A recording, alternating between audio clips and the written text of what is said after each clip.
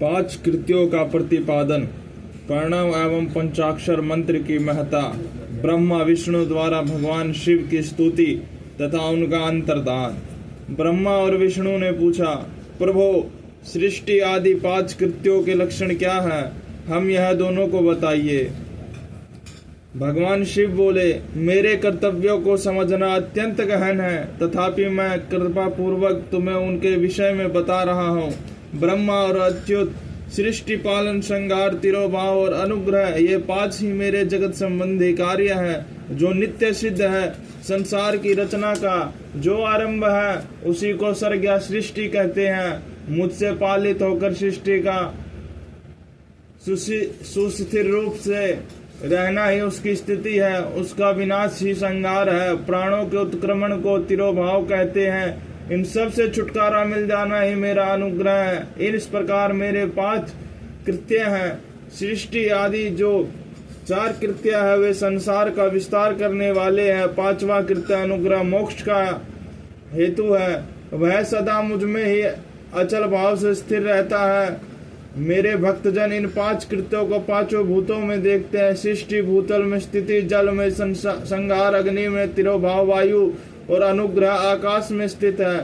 पृथ्वी से सबकी सृष्टि होती है, जल से सबकी वृद्धि एवं जीवन रक्षा होती है, आग सबको जला देती है, वायु सबको एक स्थान से दूसरे स्थान की ओर ले जाती है और आकाश सबको अनुग्रहित करता है। विद्वान पुरुषों को यह विषय इसी रूप में जानना चाहिए। इन पांच कृत्यों का भार वहन करने के लिए ही मेरे पांच मुख हैं। चार दिशाओं में चार मुख और एक इनके बीच में पांचवा मुख है। पुत्रों, तुम दोनों ने तपस्या करके प्रसन्न हुए मुझ महेश्वर से सृष्टि और स्थिति नामक दो कृत्य प्राप्त किए हैं। ये दोनों तुम्हें बहुत प्रिय हैं। इसी प्रकार मेरे विभूति स्वरूप रुद्र और महेश्वर में दो अन्य उत्तम कृत्य संहार और तिरोभाव मुझसे प्राप्त किए हैं, परंतु अनुग्रह नामक कृत्य दूसरा कोई नहीं पा सकता। रुद्र और महेश्वर अपने कर्म को भूले नहीं है, इसलिए मैंने उनके लिए अपनी समानता प्रदान की है।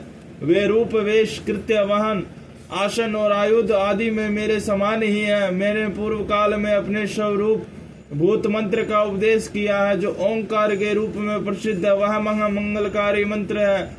सबसे पहले मेरे मुख से ओंकार प्रकट हुआ, जो मेरे स्वरूप का बोध कराने वाला है। ओंकार वाचक है और मैं वाच्य हूँ। यह मंत्र मेरा स्वरूप ही है। प्रतिदिन ओंकार का निरंतर स्मरण करने से मेरा ही सदा स्मरण होता है। मेरे उत्तरवर्ती मुख से आकार का, पश्चिम मुख से उकार का, दक्षिण मुख से मकार का, पूर्ववर्ती मुख से बिंदुका का तथा मध्यवर्ती मुख से नाद का प्रकट्य हुआ। इस प्रकार पांच अवयवों से युक्त ओंकार का विस्तार हुआ है। इन सभी अवयवों से एकीभूत होकर वह प्रणव ओम नामक एक अक्षर हो गया। यह नाम रूपात्मक सारा जगत तथा वेद उत्पन्न स्त्री पुरुष वर्ग रूप दोनों को इस वर्ण मंत्र से व्याप्त है। यह मंत्र शिव और शक्ति दोनों का बोधक है। इससे पंचाक्षर मंत्र की उत्पत्ति हुई है। जो मेरे शकल रूप का बोधक है वह आकार आदि क्रम से और मकार आदि क्रम से क्रमशः प्रकाश में आया है। ओम नमः शिवाय यह पंचाक्षर मंत्र है। इस पंचाक्षर मंत्र से मातृ का वर्ण प्रकट हुआ है, जो पांच भेद वाला है। उसी से शिरो मंत्र सहित त्रिपदा गायत्री का प्रकाट्य हुआ है। उस गायत्री से संपूर्ण वेद प्रकट हुए हैं और उन वेदों से करोड़ों मंत्र निकले हैं। उन मंत्रों से भिन्न भिन्न कार्यों की सिद्धि होती है, परंतु इस प्रणव व पंचाक्षर से संपूर्ण मनोरथों को सिद्ध होते हैं। इस मंत्र समुदाय से भोग और मोक्ष दोनों सिद्ध होते हैं। मेरे सकल स्वरूप से संबंध रखने वाले सभी मंत्र राज साक्षात भोग प्रदान करने वाले और शुभ कारक मोक्ष प्रदान है। नंदिकेश्वर कहते हैं, तदंतर जगदम्बा पार्वती के साथ बैठे हुए गुरुवर महादेव जी ने उत्तराभिमुख बैठे हुए ब्रह्मा और विष्णु को पर्दा करने वाले वस्त्र से आच्छादित करके उनके मस्तक पर अपना कर कमल रखकर धीरे धीरे उच्चारण करके उन्हें उत्तम मंत्र का उपदेश दिया। मंत्र तंत्र में बताई हुई विधिक पालन पूर्वक 3 बार मंत्र का उच्चारण करने भगवान शिव ने उन दोनों शिष्यों को मंत्र की दीक्षा दी। फिर उन शिष्यों ने गुरु दक्षिणा के रूप में अपने आप को ही समर्पित कर दिया और दोनों हाथ जोड़कर उनके समीप खड़े हो उन देवेश्वर जगत गुरु का सत्वन किया।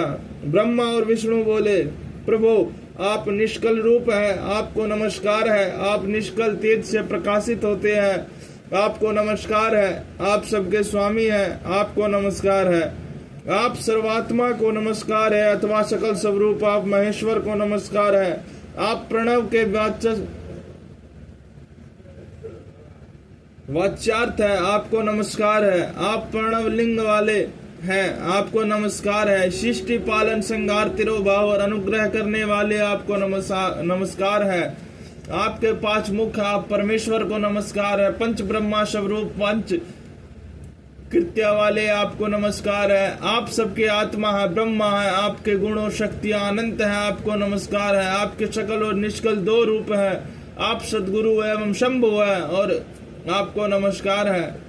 इन पद्यों द्वारा अपने गुरु महेश्वर की स्तुति करके ब्रह्मा और विष्णु ने उनके चरणों में प्रणाम किया। महेश्वर बोले, आद्रा नक्षत्र से युक्त चतुर्दशी को प्रणव का जप किया जाए तो वह अक्षय फल देने वाला होता है।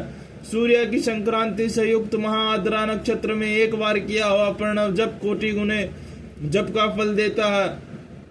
मृगशिरा नक्षत्र का अंतिम भाग तथा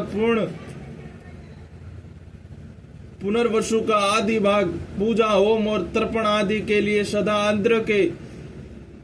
आद्रा के समान ही होता है। यह जानना चाहिए। मेरे लिंग का दर्शन प्रभात काल में ही, प्रातः और संगम मध्याह्न के पूर्व काल में करना चाहिए। मेरे दर्शन पूजन के लिए चतुर्दशी तिथि निशित व्यापिनी अथवा प्रदोष व्यापिनी लेनी चाहिए, क्योंकि परिवर्तनी तिथि से संयुक्त चतुर्दशी की ही प्रशंसा की जाती है।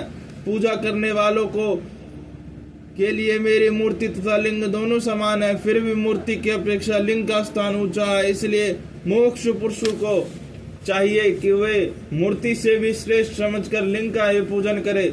लिंग का ओंकार मंत्र से और वेद का पंचाक्षर मंत्र से पूजन करना चाहिए। शिवलिंग की स्वयं ही स्थापना करके अथवा दूसरों से भी स्थापना करवाकर उत्तम द्रव्यमय उपचारों से पूजा करनी चाहिए। इससे मेरा पद सुलभ हो जाता है। इस प्रकार उन दोनों शिष्यों को उपदेश देकर भगवान शिव वही अंतर्ध्यान हो गए।